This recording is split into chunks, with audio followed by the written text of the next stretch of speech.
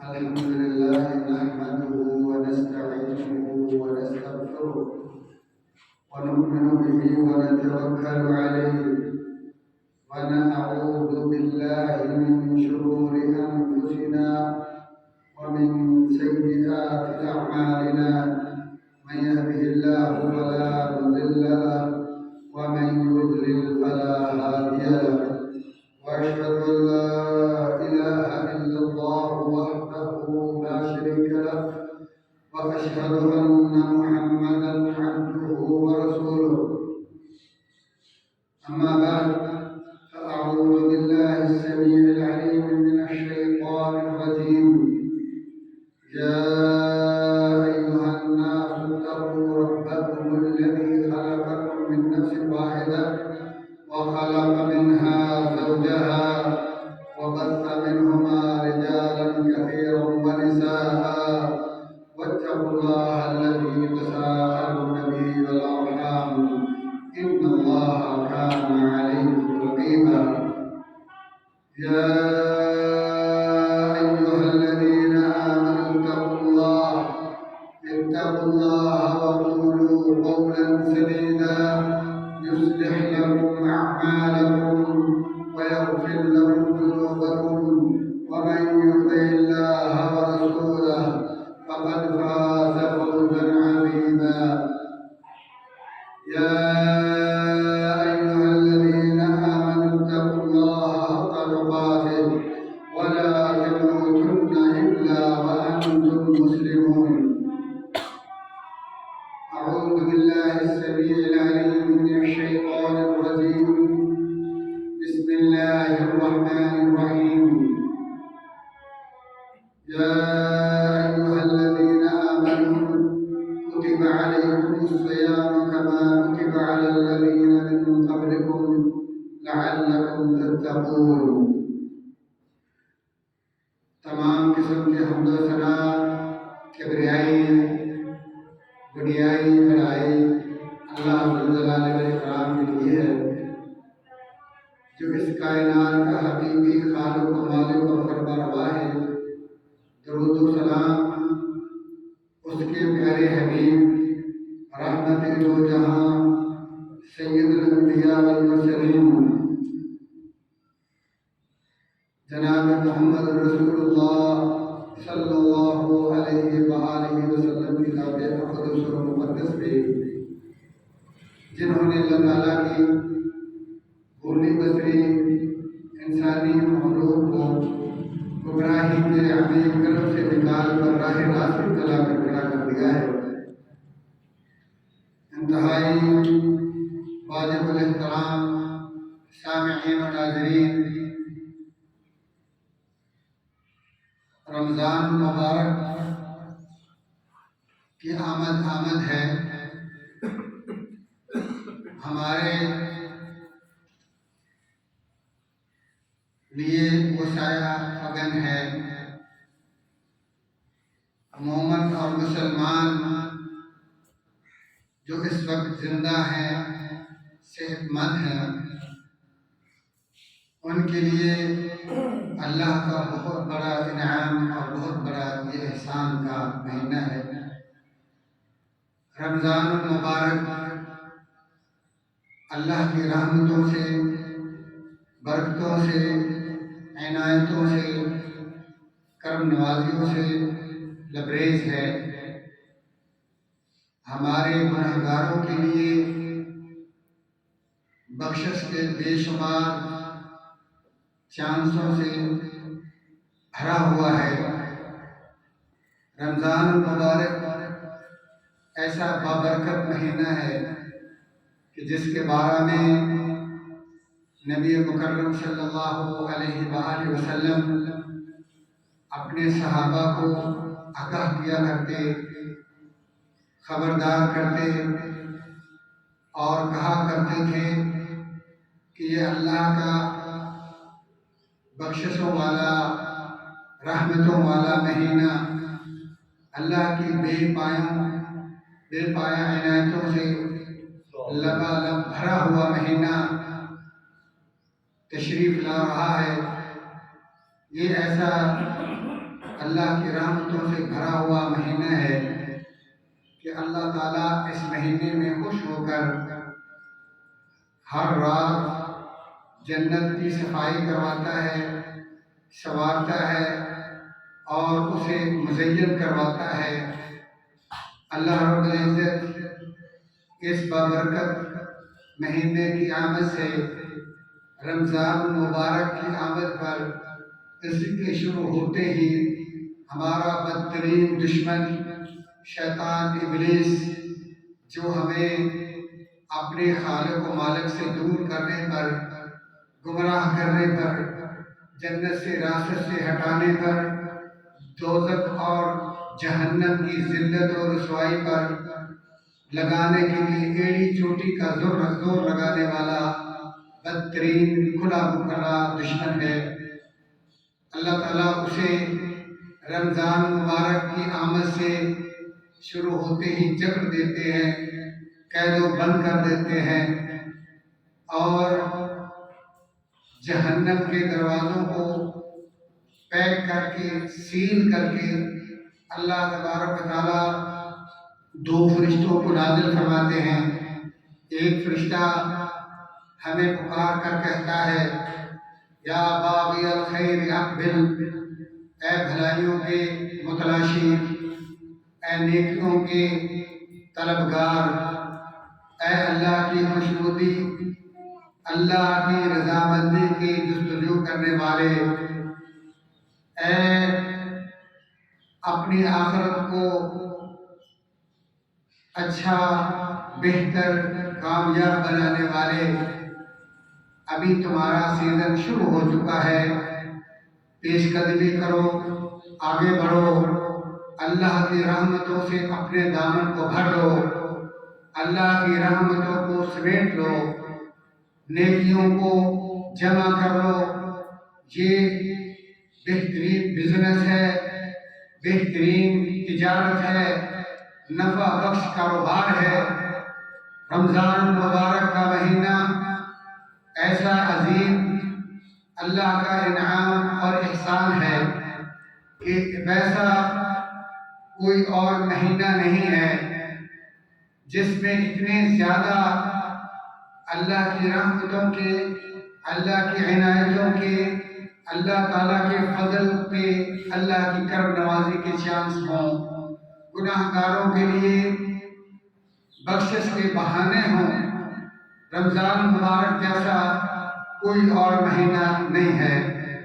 اسی لیے نبی مکرم صلی اللہ علیہ وآلہ وسلم نے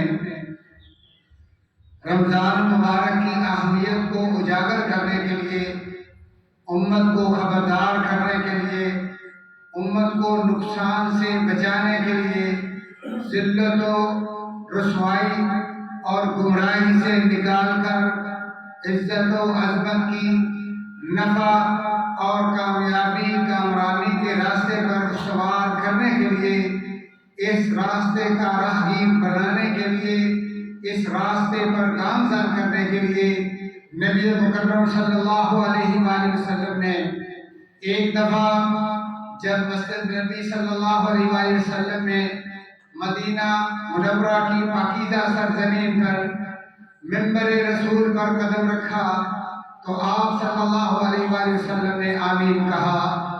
جب دوسری سیڑھی پر قدم رکھا تو آمین کہا، تیسری پر قدم رکھا تو آمین کہا۔ جب صحابہ نے آپ سے سبق دریافت کیا تو آپ صلی اللہ علیہ وآلہ وسلم نے فرمایا کہ آج منبر پہ چڑھتے وقت ہر سیڑھی پر اللہ کا بہت بڑا اور مہم پیغام اور میسج مجھے ملا۔ اللہ تعالیٰ نے اپنے فیصلے سے مجھے آگاہ کیا اور وہ تینوں ہی ایسے اللہ تعالیٰ کے عظیم فیصلے ہیں کہ میں نے جبریل کے ساتھ اپنا ایگریمنٹ اور اپنے رضامندی کا اور اللہ کے فیصلے کو قبول کرنے کا اعلان کیا ہے، اور تینوں دفعہ جو اللہ تعالیٰ کا میسج اور اللہ کا فیصلہ مجھے جبریل علیہ السلام نے سنایا ہے، ان ہونے سے پہلا اللہ کا فیصلہ یہ تھا کہ جس کی زندگی میں مرد ہو یا عورت ہو، امیر ہو یا غریب ہو، اس کی زندگی میں اس کے والدین کمزوری اور بڑھاپے کی حالت میں اسے میسر آتے ہیں، اور وہ ان کی بیماری میں، ان کی کمزوری کی حالت میں، ان کے بڑھاپے کی لاچاری میں ان کی انتہائی خدمت کر کے، ان کو راضی اور خوش کر کے، ان کی دعاؤں کو حاصل کر کے، ماں باپ کو سکون ماحول مہیا کر کے، اچھا بستر، اچھی رہائش اور ماں باپ کا اچھا علاج کروا کے، ماں باپ کو بہترین شاندار عزت والا لباس مہیا کر کے، ان کے سامنے ایک غلام کی طرح عاجزی اور انکساری اور تواضع کے ساتھ چھپ کر زندگی بسر کر کے اپنے آپ کو جنت کا وارث نہیں بنواتا، تو اللہ تعالیٰ نے یہ فیصلہ صادر فرمایا کہ یہ بڑا بدبخت اور بڑا بد نصیب ہے کہ اس کی زندگی میں ماں باپ کی خدمت کا چانس تھا، ماں باپ کی مستجاب الدعوات دعاؤں کے حصول کا بہت بڑا ایک چانس تھا، اس نے یہ بہت عظیم چانس لاپرواہی اور غفلت کی وجہ سے ضائع کر دیا ہے، اور یہ ماں باپ کی دعاؤں سے محروم ہو گیا۔ یہ اتنا بڑا بدبخت ہے کہ یہ خاک آلود ہو گیا، یہ خسارے کا، گھاٹے کا مالک بن چکا ہے۔ تو جب جبریل نے کہا یہ اللہ کا فیصلہ مجھے پسند ہے، مجھے قبول ہے، تو میں نے نبیوں کے سردار سید الاولین والآخرین سید ولد آدم صلی اللہ علیہ وآلہ وسلم نے بھی ان بڑی عظیم ہستیوں کے فیصلے پر ایگریمنٹ کرتے ہوئے آمین کہا ہے کہ واقعتاً جو ماں باپ کو راضی نہیں کرتا اللہ کے اس فیصلے کے مطابق کہ اللہ تعالیٰ فرماتے ہیں وَقَضَىٰ رَبُّكَ أَلَّا تَعْبُدُوا إِلَّا إِيَّاهُ وَبِالْوَالِدَيْنِ إِحْسَانًا، کہ اللہ کی عبادت کے بعد جو حقیقی خالق و مالک ہے، اس کے بعد اگر تمہاری خدمت کا، اچھے اخلاق کا، اچھے رویے کا سب سے زیادہ مستحق ہے وہ تمہارے ماں باپ ہیں۔ اسی لیے اللہ تبارک و تعالیٰ نے مفصل طور پر ماں باپ کی خدمت کے احکامات جاری کرتے ہوئے ہر مسلمان کو پابند کیا اور فرمایا کہ اگر ان دونوں میں سے ایک ماں اور باپ دونوں تمہاری زندگی میں بوڑھے ہو جائیں، کمزور ہو جائیں، نادوا ہو جائیں، تو فرمایا ان کے سامنے وَاخْفِضْ لَهُمَا جَنَاحَ الذُّلِّ مِنَ الرَّحْمَةِ، اپنی مہربانی کے جذبات کے ساتھ اور پیار اور محبت اور الفت کے ساتھ ماں باپ کے سامنے اپنے آپ کو تم نے جھکا دینا ہے، ان کے سامنے ان کا غلام اور خادم بن کے رہنا ہوگا، اور یہ بھی فرمایا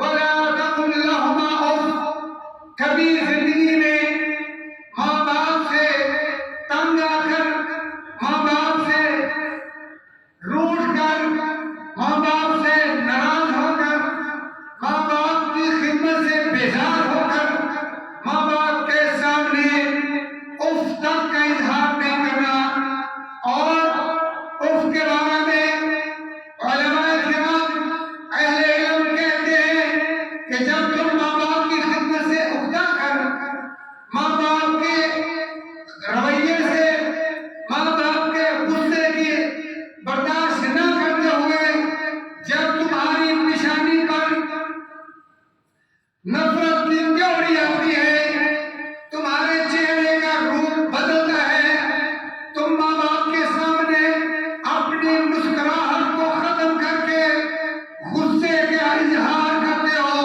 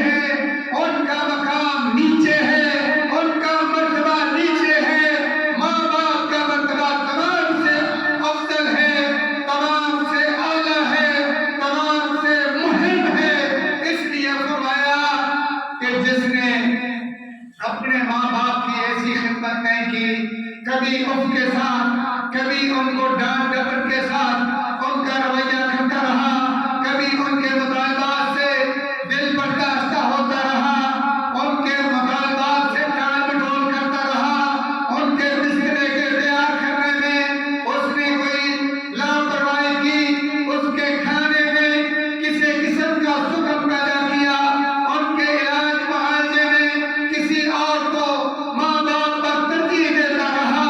فرمایا پھر یاد رکھو یہ اللہ کا فیصلہ ہے جو مسجد نبوی مدینہ الرسول صلی اللہ علیہ وآلہ وسلم کے منبر پر سٹیج پر چڑھتے ہوئے اللہ تبارک و تعالیٰ نے جبریل کے ذریعے اپنا فیصلہ سنایا کہ والدین کا نافرمان، والدین کی خدمت سے محروم کرنے والا، والدین کو ناراض چھوڑ کر اس دنیا سے اللہ کے در پر حاضری دینے والا جنت سے محروم ہے، جنت کبھی اس کا مقدر نہیں ہو سکتی، بلکہ آپ صلی اللہ علیہ وآلہ وسلم نے فرمایا رضا الرب فی رضا الوالدین، سخط الرب فی سخط الوالدین۔ اگر تم نے اللہ کو راضی کرنا ہے تو فرمایا وہ کہیں اور سے راضی نہیں ہوگا۔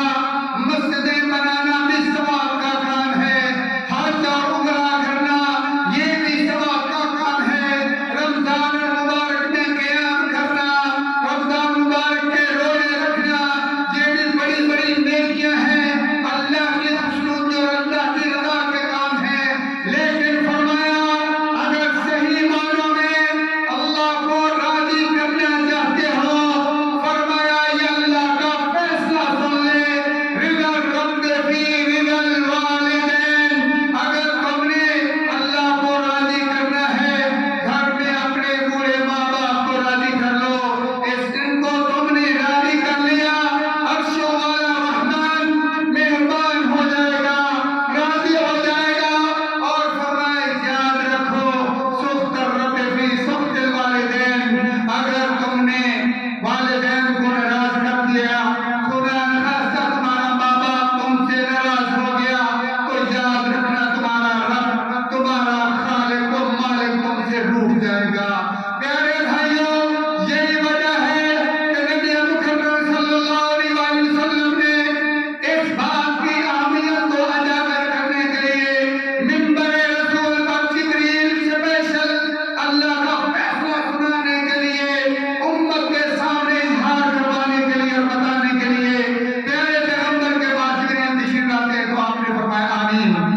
اور دوسرا فرمایا جب میں نے دوسری سیڑھی پر قدم رکھا تو اللہ تعالیٰ نے اپنا یہ فیصلہ خاطر فرمایا کہ جس کے سامنے میں محمد رسول اللہ صلی اللہ علیہ وآلہ وسلم کا نام نامی اس میں گرامی آئے، اور وہ محسن کائنات جن کی وجہ سے آج ہم نمازی ہیں، جن کی محنتوں کی بدولت آج ہم بتوں کے پجاری نہیں ہیں، جن کی مشقتوں کی وجہ سے، جن کی قربانیوں کی وجہ سے آج ہم کلمہ لا الہ الا اللہ محمد رسول اللہ کے پڑھنے والے ہیں، جن کی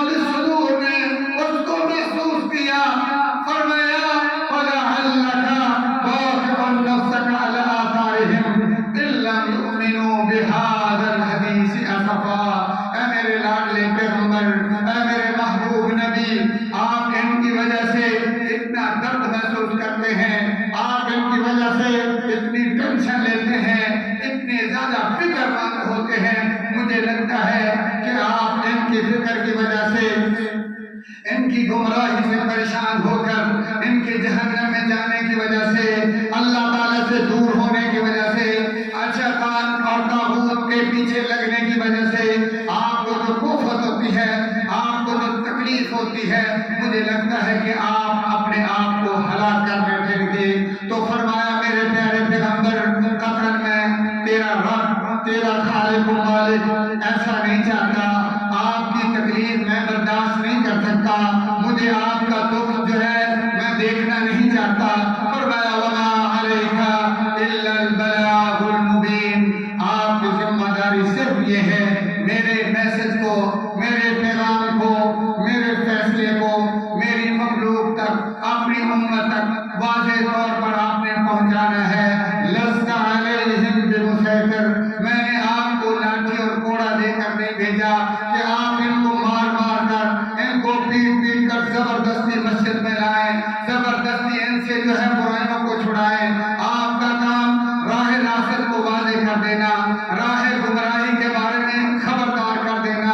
ان کی قسمت میں ہوگا تو یہ عظیم انعام پالیں گے جو جنت کی صورت میں ہے، جس کی ایک اینٹ سونے کی اور ایک اینٹ چاندی کی ہوگی، جس کی مٹی کستوری اور زعفران کی ہے، جس میں انسان جانے کے بعد ہمیشہ تندرست توانا رہے گا، ہمیشہ جوان رہے گا، وہاں کوئی فقر و فاقہ نہیں ہوگا، وہاں کوئی کینہ اور بغض نہیں ہوگا۔ سلاماً سلاما، ایک دوسرے کو مہربانی کے، ایک دوسرے کو سلامتی کے پیغام دیے جائیں گے، ایک دوسرے کے ساتھ دوستی کے ساتھ مسکرا کر ہنس کر ملا جائے گا۔ فَهُوَ فِي عِيشَةٍ رَاضِيَةٍ، وہ عیش و عشرت کا مقام اور گھر ہے، اس مقام، اس جنت کی، فرمایا ساری جنت کو پیسوں کے ساتھ، دنیا کی دولت کے ساتھ خریدنا تو بڑی دور کی بات ہے۔ فرمایا موضع قدم، ایک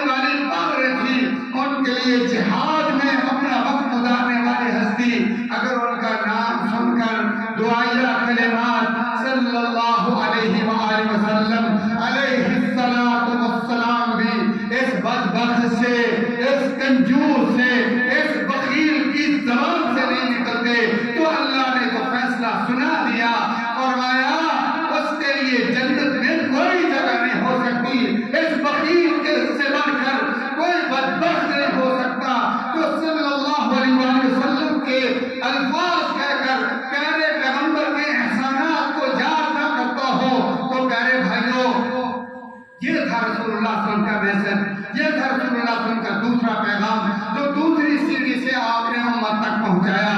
اور تیسرا جو میسج ہے، تیسرا جو پیغام ہے تو رسول اللہ صلی اللہ علیہ وسلم نے بذریعہ آمین امت کو ہم تک پہنچایا صحابہ تابعین کے ذریعے.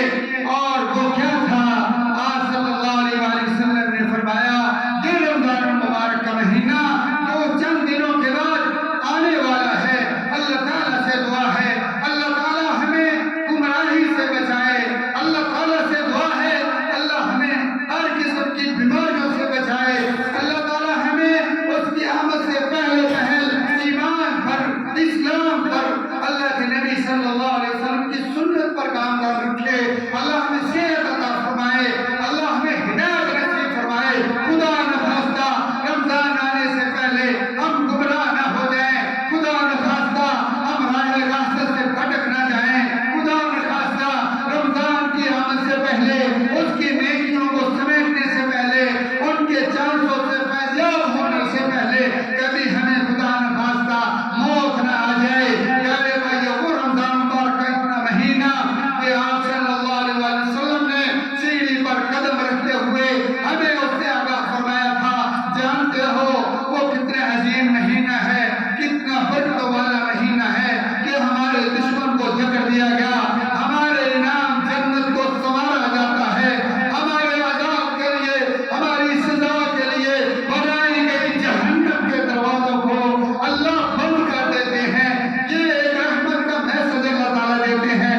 اللہ اکبر، اللہ اکبر. اس رمضان سے آگاہ کرنے کے لیے اللہ کے نبی نے اللہ کا فیصلہ سنایا ہے. فرمایا کہ اگر کسی شخص کی، کسی مسلمان کی زندگی میں رمضان مبارک کا اللہ کی رحمتوں سے لبریز، اللہ کی عنایتوں سے بھرا ہوا مہینہ، ہمارے گناہوں کی بخشش کے بے شمار چانسوں سے بھرا ہوا مہینہ آئے، لیکن اس کی بھی ڈھنگی چال، وہی لاپرواہی، وہی کوتاہی، وہی غفلت، وہ روزہ نہیں رکھتا، وہ تراویح نہیں پڑھتا، وہ رمضان کا جو احترام ہے اس کو بحال نہیں کرتا، اس کی سوء ادبی کرتا ہے، رمضان کی توہین کرتا ہے. سگریٹ چل رہی ہے، کھانا چل رہا ہے، بازاروں میں، دکانوں میں، گاڑیوں میں، ہر جگہ روزے کو گویا کہ اسے پتہ ہی نہیں ہے. تو فرمایا جس نے اس کی اللہ کی رحمت کی بے قدری کی ہوگی، جس نے اللہ تبارک و تعالیٰ کے اس انعام کو کچھ نہیں سمجھا ہوگا اور غفلت کی نیند سو کر اپنی بخشش نہ کروائی، رمضان المبارک کا مہینہ گزر گیا تو اللہ تعالیٰ نے اپنا فیصلہ سنایا. اس سے بڑا بدبخت کوئی نہیں، اس سے بڑا بد نصیب کوئی نہیں، اس سے بڑا بخیل کوئی نہیں، اس سے بڑا رسوا کوئی نہیں، اس سے بڑا ذلیل کوئی نہیں. تو جب اللہ تعالیٰ نے یہ فیصلہ جبریل کو سنایا، جبریل نے بھی کہا آمین. جب آخر الزمان پیغمبر میرے اور آپ کے پیر و مرشد تک یہ خبر پہنچی تو آپ نے بھی علی اعلان منبر رسول پر روضۃ من ریاض الجنہ مسجد نبی صلی اللہ علیہ وسلم نے مدینہ طیبہ طیبہ کی پاکیزہ سرزمین پر یہ اعلان کیا تھا آمین. مجھے بھی اللہ کا فیصلہ منظور ہے. واقعتاً اتنے بڑے اللہ کے انعام کی بے قدری کرنے والا، اللہ کے اس رمضان کو جو ہے وہ ایسے اپنی زندگی میں لاپرواہی سے گزارنے والا اس بات کا مستحق ہے کہ وہ اللہ کے انعامات سے محروم رہ جائے. وہ اللہ تبارک و تعالیٰ کے نزدیک رسوا، اس اللہ کے نزدیک بدبخت ہے، بدنصیب ہے. میں محمد رسول اللہ صلی اللہ علیہ وسلم کے نزدیک بھی وہی ہے. تو پیارے بھائیوں، کس لیے رسول اللہ صلی اللہ علیہ وسلم نے رمضان مبارک سے آگاہ کیا تھا؟ کیا آپ سمجھتے ہیں کہ آپ کا وقت کتنا ہی نعوذ باللہ فالتو تھا؟ اللہ کی قسم، اللہ کے رسول صلی اللہ علیہ وسلم تھوڑے سے وقت کے لیے نبی بن کے آئے ہیں. آپ کے پاس انتہائی معمولی سا ٹائم ہے، صرف 23 سال کا وقت ہے. 23 سال کے وقت میں آپ نے صرف اپنے قریش قبیلے کو تبلیغ نہیں کرنی، صرف عرب خاندان کو تبلیغ نہیں کرنی. حالانکہ آپ سے پہلے جو نبی تشریف لائے حضرت نوح علیہ السلام نے 950 سال تبلیغ کی ہے. ایک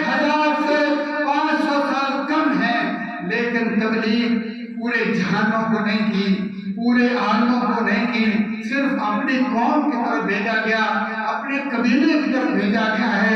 ٹائم بھی ان کے پاس لمبا ہے اور دعوت کا میدان بھی محدود اور مختصر ہے، لیکن قربان جاؤں میں اپنے آخر زمان پیغمبر پر، میں قربان جاؤں اپنے آخر زمان آمنہ کے لال پر، جن کو وقت بڑا مختصر دیا گیا ہے، لیکن آپ کی ذمہ داری عرب کو بھی تبلیغ کرنی ہے، عجم کو بھی تبلیغ کرنی ہے، اپنی قوم اور قبیلے کو بھی رسوائی سے، جہنم سے آزاد کرنا ہے۔ قبیلہ اتنا خطرناک ہے، اتنا زیادہ گمراہ ہے، بے رحم بے غیرت قبیلہ ہے، آپس میں لڑائیاں اور جھگڑے صدیوں تک محیط ہیں۔ بے رحم قوم، ظالم قوم ہے، حاجیوں کو لوٹ لیتے ہیں، ان کی آنکھوں کے سامنے تڑپ تڑپ کر حاجی مر جاتے ہیں، ان کو رحم نہیں آتا۔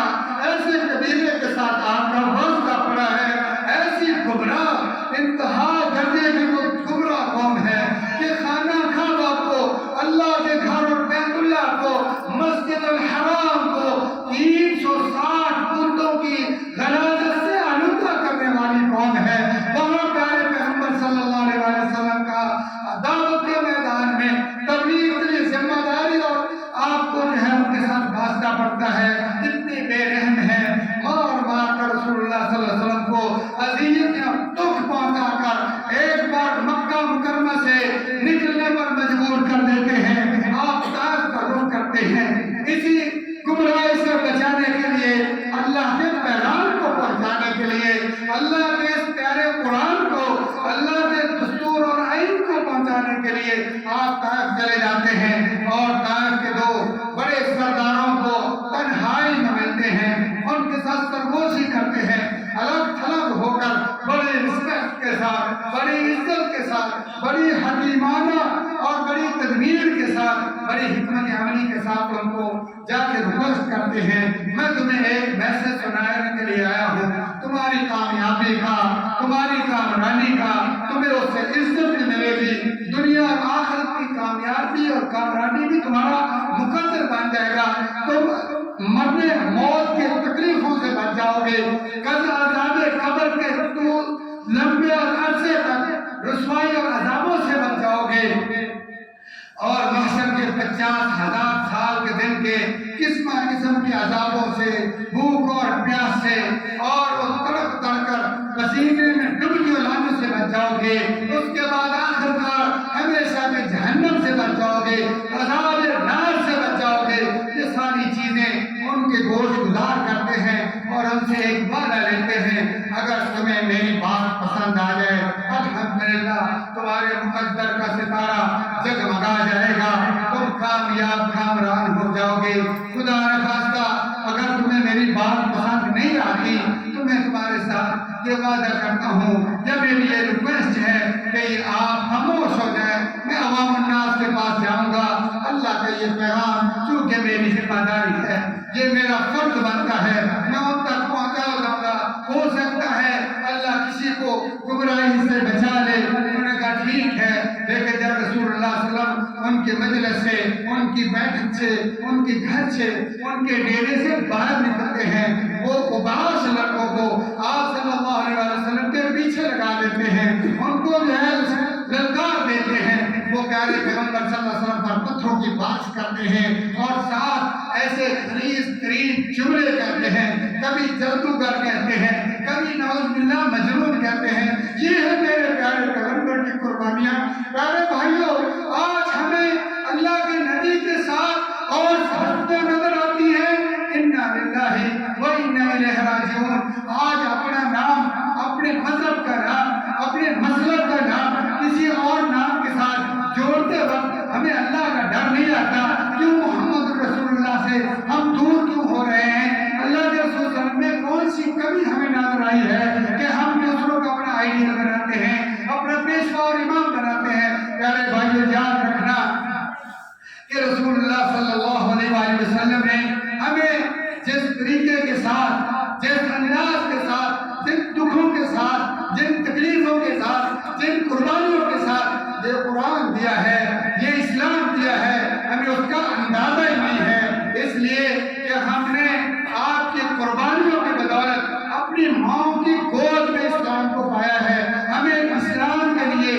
تو کوئی دکھ جھیلنا پڑا، نہ کوئی نقصان اور خسارہ کروانا پڑا، نہ ہمیں کوئی قربانی دینی پڑی ہے۔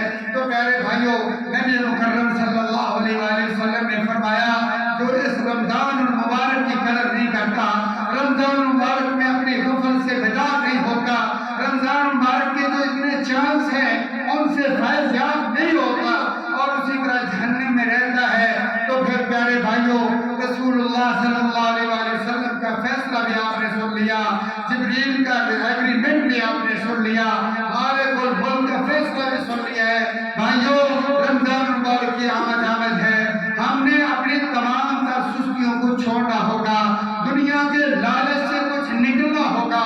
اپنی دنیا 60-70 سال کی زندگی ہے، جس میں 10-15 سال وہ ہمارے مرضی کے نہیں تھے، ماں باپ اور بھائیوں کی مرضی تھے، ہمیں کوئی سائیکل کو ہاتھ نہیں لگانے دیتا تھا، موٹر سائیکل کو ابھی تم بچے ہو، مسجد ہم کوئی کھانا نہیں کھا سکتے تھے، یہ ٹھنڈی چیز ہے، یہ گرم چیز ہے، اس طرف نہیں جانا، یہ نہیں کرنا، وہ نہیں کرنا۔ تو پیارے بھائیوں آخر کے بھی 10-20 سال ایسے ہوتے ہیں، کبھی انسان کا پیٹ خراب ہے، کبھی نگاہ خراب ہے، کبھی گھٹنوں میں درد اور پرابلم شروع ہو جاتی ہے، دانتوں میں درد ہے، نگاہ اور بینائی کمزور ہو چکی ہے، ہمارا حال بے حال ہو جاتا ہے۔ اللہ تعالیٰ اس آخرت کی بڑھاپے کی زندگی کو خود بیان فرماتے ہیں، وَيُرَدُّ إِلَىٰ أَرْذَلِ الْعُمَرِ وَيُرَدُّ إِلَىٰ أَرْذَلِ الْعُمَرِ، نکمی بیکار سی زندگی ہے جس کی طرف جوانی کے بعد انسان نے لوٹنا ہے۔ اس زندگی کے لیے ہم کتنے پریشان ہیں، اس زندگی کی کتنی منصوبہ بندی کرتے ہیں، کبھی دکانیں ادھار لے کر، قرض لے کر، سود لے کر ہم مارکیٹ میں دکان خریدتے ہیں، اچھی کالونی میں پلاٹ خریدتے ہیں، یہ ہماری زندگی کا ساتھی ہے، ہمارے بچوں کی زندگی ہے، یہ جناب ہم سے ختم نہیں ہوگی۔ اگر یہ مارکیٹ مل جائے، اگر یہ دکان مل جائے، یہ اس کے لیے یہ سائڈ بزنس ہے، یہ رات کو بزنس کرتا ہوں، یہ انٹرنیٹ پہ بزنس کرتا ہوں، یہاں ڈیوٹی دیتا ہوں۔ جناب کتنے مصیبتیں اور پریشانیاں دنیا کے حصول کے لیے، اور دنیا میں ہمارا حصہ کتنا ہے؟ 60 سے 70 سال، اس میں سے 15 پہلے اور 15 بعد کے آپ نکال دیں، 30 سال تو آپ کے لاچاری پہ ہیں، آپ کی مرضی کے نہیں ہیں، آپ کے اوپر لوگوں کے احکام چلتے ہیں، لیکن اس کے باوجود آپ اس میں اتنے دلچسپ، اتنی زیادہ آپ کو، لیکن وہ زندگی جس کا ایک دن قبر کا تو پتہ ہی نہیں ہے، اللہ نے تو اس کی انتہا بتائی نہیں ہے، لیکن اس قبر میں کام کیا آئے گا، یہ آپ کی دنیا کی ایک چیز بھی آپ کے کام آنے والی نہیں ہے۔ آپ تڑپ رہے ہوں گے جب آپ ان چیزوں سے جدا ہوں گے، کبھی بچوں کو دیکھ کر آپ کو پریشانی ہوگی، میرے پیارے بچے مجھ سے جدا ہو رہے ہیں، کبھی بیوی کو دیکھ کر پریشانی ہوگی، کبھی آپ کی جو دکان ہے جو آپ نے خون پسینے سے بنائی ہوگی وہ چھوڑتے ہوئے، کبھی آپ کے شادی ہاتھ بنائے ہوئے، کبھی آپ کے جو ایک اور اراضی زمینیں خریدی تھی وہ بھی آپ کو چپ رہی ہوگی، یہ بھی چھوٹ رہی ہے، نہ جانے میرے بچوں سے بھی کوئی چھین لے گا، ان کے نام منتقل ہوگی، کوئی دشمن قبضہ کر لے گا، یہ وہ آپ کو بڑی سوچیں آئیں گی، پھر قبر میں تمہیں تہہ کر دیا جائے گا، سانس نہیں آئے گی، روشنی نہیں آئے گی، آپ کے پنکھے کی ہوا نہیں ہے، کھانے کو پینے کو نہیں ہے، کوئی پرسان حال نہیں ہے، نہ جانے کب تک آپ نے وہاں رہنا ہے، اور ضرورت ان نیکیوں کی ہوگی۔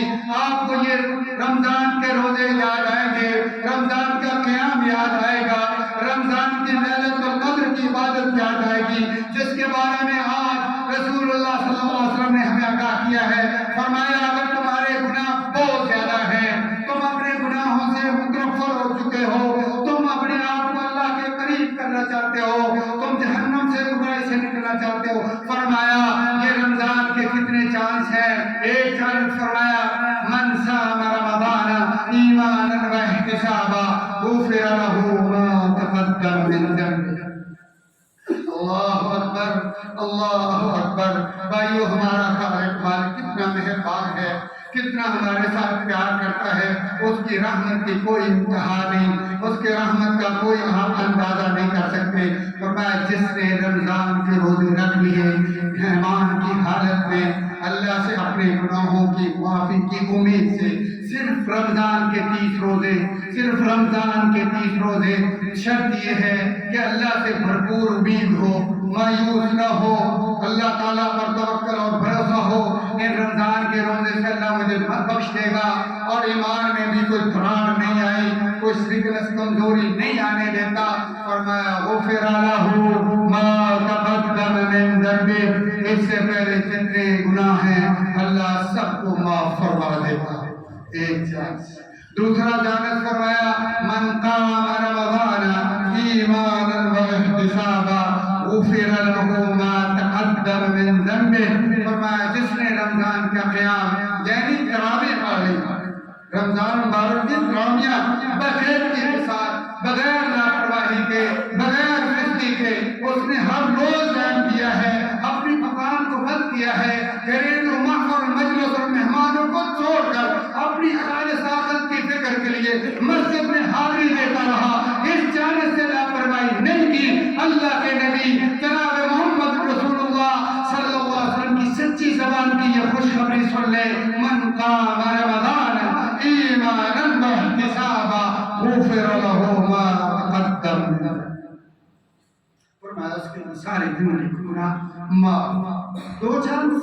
تیسرا فرمایا ہو سکتا ہے کوئی میرا بندہ اللہ بڑا مہربان ہے، بڑا پیار کرتا ہے، ہماری مائیں، ہمارے باپ، ہماری بیوی، ہمارے بہن بھائی، عزیز وقار، دوست احباب، اللہ کی محبت کے مقابلے میں، اللہ کے پیار کے مقابلے میں کوئی چیز نہیں ہے بھائیو. اتنا پیار، اتنی محبت اللہ کی. فرمایا ہو سکتا ہے میرے بندے مصروف ہیں، بیوی میں، بچوں میں غلطی ہو گئی، کوتاہی ہو گئی، لاپرواہی ہو گئی، سستی ہو گئی، پوری طرح وہ رمضان کے روزے نہیں رکھ سکے، رمضان کا قیام 30 راتوں کا نہیں ہو سکا. اللہ تعالیٰ نے اپنی رحمت کے جوش کو اس طرح بیان کیا. فرمایا من قام لیلۃ القدر ایمانا واحتسابا غفر لہ ما تقدم من ذنبہ. صرف ایک رات جو لیلۃ القدر کی رات ہے، صرف ایک رات کا قیام ایمان اور اللہ سے پر امید ہو کر تم کر لو. اللہ فرماتے زندگی کے گناہوں پر معافی کے طلب ہے. اتنا پیارا مہینہ، اتنی رحمتوں کا بھرا مہینہ، اتنے گناہوں کی معافیوں کے چاند سے لبریز مہینہ، پھر لاپرواہ، پھر کوتاہی، پھر سستی. انا للہ و انا الیہ راجعون. پھر ایک اور چانس سن لیں. فرمایا اس رمضان میں ایک رات، فرمایا ما ادراک ما لیلۃ القدر لیلۃ القدر خیر من الف شہر. جاؤ ایک رات کی جم کر، ٹک کر، خشوع و خضوع سے اللہ سے پر امید ہو کر، ہر چیز کو چھوڑ کے الگ تھلگ ہو کر اللہ سے تعلق جوڑ کر بیٹھ کے تم عبادت کر لو. مسجد میں کر لو، گھر میں کر لو. ہماری بہنیں، بیٹیاں، مائیں گھروں میں اللہ کو راضی کرنے کے لیے اس رات میں بیٹھ جاتی ہیں. فرمایا ایک رات کی عبادت تم کر لو، 1000 مہینے کی عبادت سے زیادہ ثواب میں تمہیں عطا فرما دوں گا. اللہ تعالیٰ سے دعا ہے اللہ رب العزت مجھے اور آپ کو اس عظیم الشان بابرکت مہینے سے بھرپور استفادے کی توفیق دے. اقول قولی ھذا واستغفر اللہ لی ولکم ولسائر المسلمین واستغفروہ انہ هو الغفور.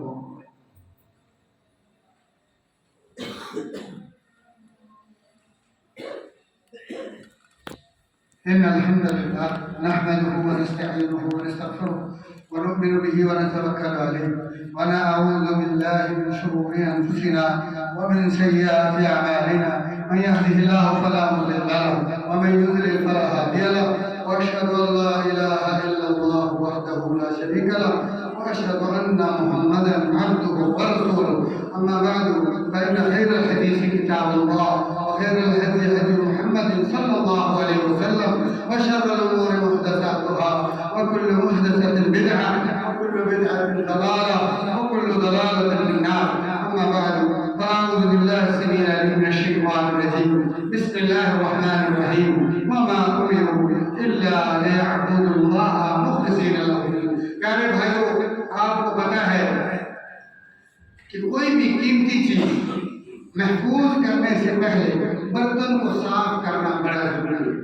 مثال کے طور پر آپ کو بالکل خالص دودھ مل جاتا ہے، اگر آپ کا برتن آلودہ ہے، برتن بالٹی خراب ہے، اس گیلن میں اگر دودھ ڈال دیتے تو دودھ کا قشر کیا ہوگا؟ خراب، بیکار، آپ کا نقصان ہوگا۔ اسی طرح آپ کسی گھر میں جانا چاہتے ہیں، آپ نے کرایہ پر گھر لیا ہے یا گھر بنایا ہے، اپنا سامان ڈھونڈنے سے پہلے، اپنی بیویوں اور بچوں کو گھر میں لانے سے پہلے، سب سے پہلے آپ کیا کرتے ہیں؟ تو صاف کرتے ہیں، اس کو چیک کرتے ہیں، کہیں کوئی گردو غبار تو نہیں ہے، کہیں کوئی بدبو تو نہیں ہے، کہیں کوئی غلاظت اور گندگی تو نہیں ہے۔ آپ پہلے اس کو صاف کرتے ہیں، تسلی کرتے ہیں، اس کے بعد اپنے بیوی اور بچوں کو گھر میں داخل کرتے ہیں۔ دکان میں آپ نے سامان رکھنا ہے، سب سے پہلے آپ اس کو کیا کرتے ہیں؟ ڈیکوریشن، صفائی کرتے ہیں، اس سامان کے قابل بناتے ہیں۔ بھائیوں، ہم نے رمضان مبارک کی نیکیوں کو حاصل کرنا، رمضان سال پر ہے، الحمدللہ ثم الحمدللہ، ہم نے نیکیاں کرنی ہیں تو ہمارا دل پاک ہونا چاہیے، دل بھی صاف ہونا چاہیے، ہمارا وجود بھی غلطوں سے صاف ہونا چاہیے۔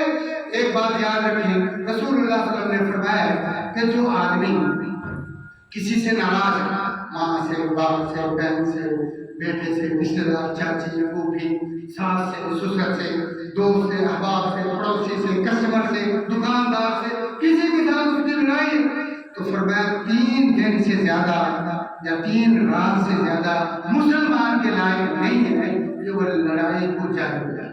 3 دن زیادہ سے زیادہ آپ ناراض رہ سکتے ہیں، لیکن 3 دن کے بعد لڑائی کو باقی رکھنا، ناراضگی کو باقی رکھنا حرام ہے، حرام۔ جانتے ہیں حرام بہت ہلکا لفظ ہے، ہم بڑا ہضم کر لیتے ہیں۔ اگر ہم کہتے ہیں خنزیر حرام ہے، ہاں واقعی حرام ہے، شراب حرام، ہاں واقعی حرام ہے، کتے کا گوشت حرام، حرام، لیکن اللہ کے نبی نے فرمایا یہ بھی حرام۔ 3 دن سے ناراض رہنا کیا ہے؟ حرام۔ ہم کہتے ہیں پھر کیا ہوگا؟ کوئی بات مسئلہ ہی کوئی نہیں۔ کچھ لوگ اتنے ناراض ہیں، وہ اپنے بچوں کو کہہ کر مرتے ہیں کہ فلاں آدمی کو میری 4 بھائی کو بھی جب میں مر جاؤں، جنازہ جائے تو اس کو ہاتھ نہیں ہوگا۔ مسلمان مومن دل میں اتنی سنگینی، اتنی شدت اور اتنی جہنم کے لیے، یعنی بہادری جہنم کے لیے، رسول اللہ صلی اللہ علیہ وسلم نے فرمایا اللہ تعالیٰ کے پاس جب نیکیاں جاتی، یاد رکھیں، آپ سن لو، اللہ تعالیٰ سائن کرتے، ہماری رمضان کی نیکیاں جائیں گی نا، اور اگلی پچھلی نمازیں تو اللہ تعالیٰ چیک کرتے، سائن کر کے اللہ فرماتے میرے بندے کے ریکارڈ میں جمع کر دے، اور یہ جب قیامت کے دن آئے گا اس کی نیکیاں اس وقت اس کو مل جائیں گی اور تولی جائیں گی۔ جو آدمی 3 دن سے زیادہ ہوتا ہے، اللہ تبارک و تعالیٰ کہتا ہے کہ یہ ناراض ہے، اس نے ان کی نیکیوں کو واپس کرو۔ جب صلح کرے گا تو اس کی نیکیاں میرے پاس لانا، نہیں صلح کرتا تھلے رو لیا جو مینو لوڑ نہیں۔ خدا نخواستہ کئی بندے 10 سال تو لڑے ناراض نہیں، اندر میں نیکیاں ٹکے کھانے پھرتے ہیں، اندر نیکیاں رولیاں پھرتے ہیں کہ خدا نخواستہ ہے مر گیا کہ پیچھے تو ریکارڈ ہے، پھر تباہ ہو گیا، کون لے کے جائے؟